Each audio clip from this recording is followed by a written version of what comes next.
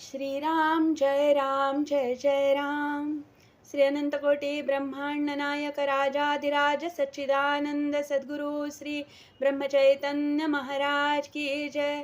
जय जय रघुवीर समर्थ.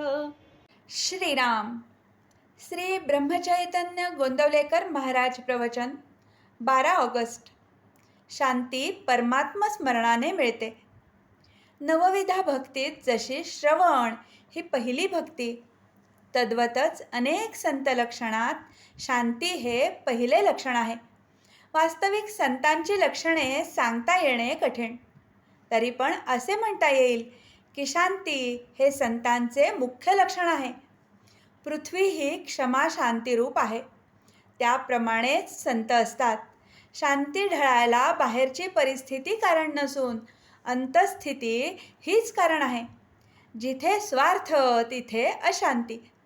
भगवंताहून मी निराळा अशी जिथे द्वैत भावना तिथे खरी शांती नाही.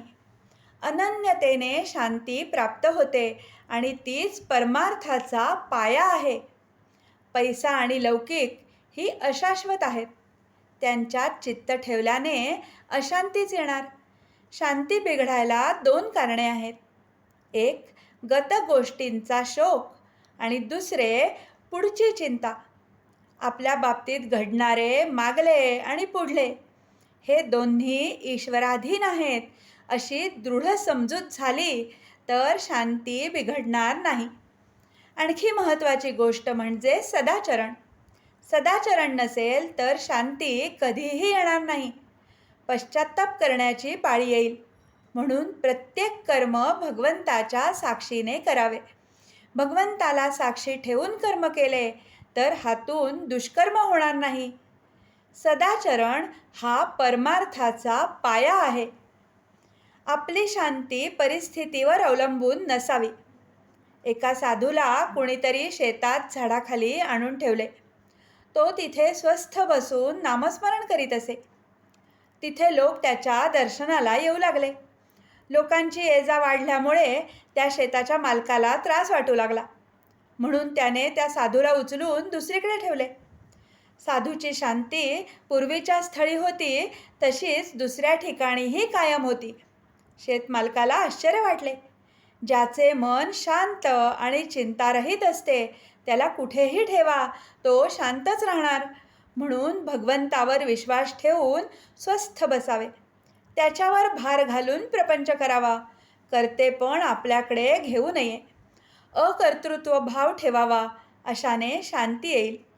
जगत चालक राम आहे ही भावना दृढ झाली तर शांती येईल. एकनाथांची शांती अगाध होती. नाथांसारखी शांती यायला परमभाग्य पाहिजे. राजे रजवाडे आले आणि गेले पण ज्ञानेश्वरांचे नाव टिकले कारण ते शांतीची मूर्ती होते. ही शांती काय केले असताना मिळेल? भगवत स्मरणा वाचून अन्य उपायाने ती साधणार नाही. जे जे घडते ते ते भगवत इच्छेने घडते ही दृढ भावना असणे हेच शांतीचे लक्षण आहे. कर्तृत्वाभिमान शांतीच्या आड येतो. विद्या, वैभव, कला, संपत्ती, संतती याने शांती येतेच असे नाही. निरपेक्षता हे शांतीचे मूळ आहे. मनाविरुद्ध गोष्ट घडल्यानंतर लगेच भगवंताची आठवण करावी म्हणजे आपोआप शांती येईल. मनातली शांती कायम ठेवून रागवता येते. तसे केल्यास हातून प्रमाद घडत नाही. आजचे बोधवचन. शांती परमात्मा स्मरणाने मिळते. ते स्मरण अखंड ठेवावे आणि खुशाल प्रपंच करावा. जानकी जीवन स्मरण. जय जय राम.